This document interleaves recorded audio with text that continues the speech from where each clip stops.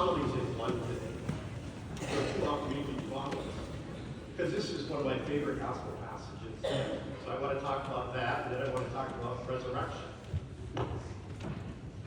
So, see if this sounds familiar. We have readings. Someone interprets those readings. Then we gather with bread. Someone breaks it, says a blessing, breaks it, and Jesus appears. What does that sound like? You always have your hand up. Every week you have your hand up. What does it sound like? It sounds like you are 100% right. It sounds like the Mass, right?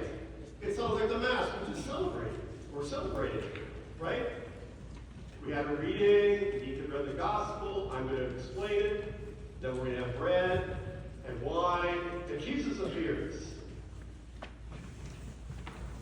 Right, that's exactly what happened on the road to Emmaus. They talked about the readings, Jesus explained it, then he sat down with them and had a meal, and Jesus appeared to them. They recognized him in the breaking of the bread. Right? That's the Mass we celebrate every week. Right? So that's the first homily. The road to Emmaus, that story of the road to Emmaus teaches us about the Mass. Okay? And Jesus becomes present to us. It was kind of funny to listen to that reading. Isn't it? Jesus kind of joshing around with them. What are you talking about? He's kind of kidding them because he knows exactly what they're talking about. So you guys are kind of, what are you talking about? Jesus has a nice sense of humor. Right? Does Father have a good sense of humor? You better. So you good answer. All right, here's the second thing I want to talk about today. So the Mass is prefigured for us right there in the Old Testament, or it's not prefigured, it's just there in the road to Emmaus. Here's the second thing. Resurrection. What does that mean? We celebrate it we say it every Sunday in the profession of faith. I believe in the resurrection of the body. So right now, as we speak, the body of Pope Francis is laying in St. Peter's Basilica in Rome. And for 3 days, people can walk by and see the body of Pope Francis.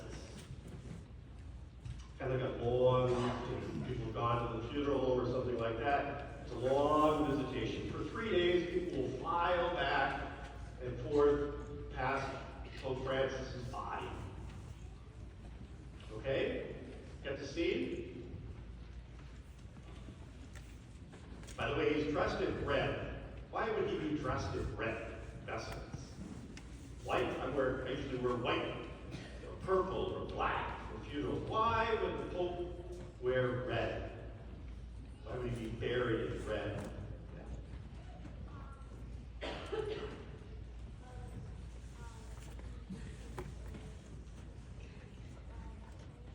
No, he's not a saint yet. Who was the first Pope? Peter. Peter's the first Pope, right? So all the popes, usually for their funerals, wear red as successors of St. Peter, who was martyred. Okay, so they wear red. Back to the story. The body of Francis is laying in St. Peter's Basilica. Where is his soul? Where? We believe, we pray for him that it's in heaven. Right? On Monday morning when he died, the body was laid there and his soul went to heaven before God, where Francis gave an account of his life. This is what I did during my life. Of course, God already knew it. Pope Francis gave an account of his life. Has Pope Francis, experienced the resurrection yet? Class? What? No, you say? You're shaking your head no. Why do you say no? You just know it's no? Anybody want to take a shot at it? Why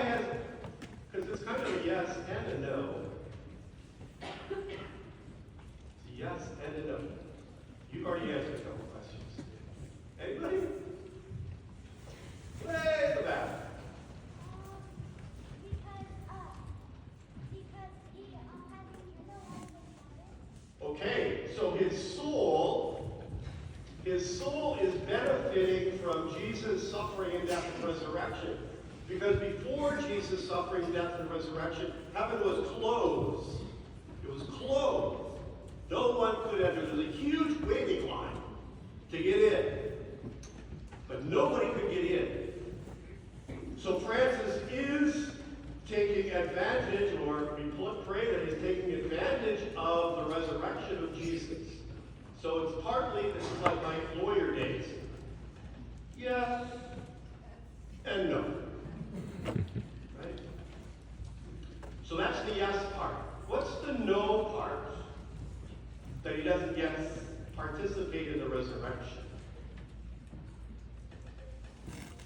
Because his body is still here.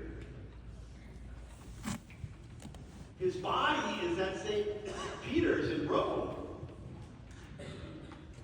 When we pray and we believe in the resurrection of the dead, we believe that his body will rise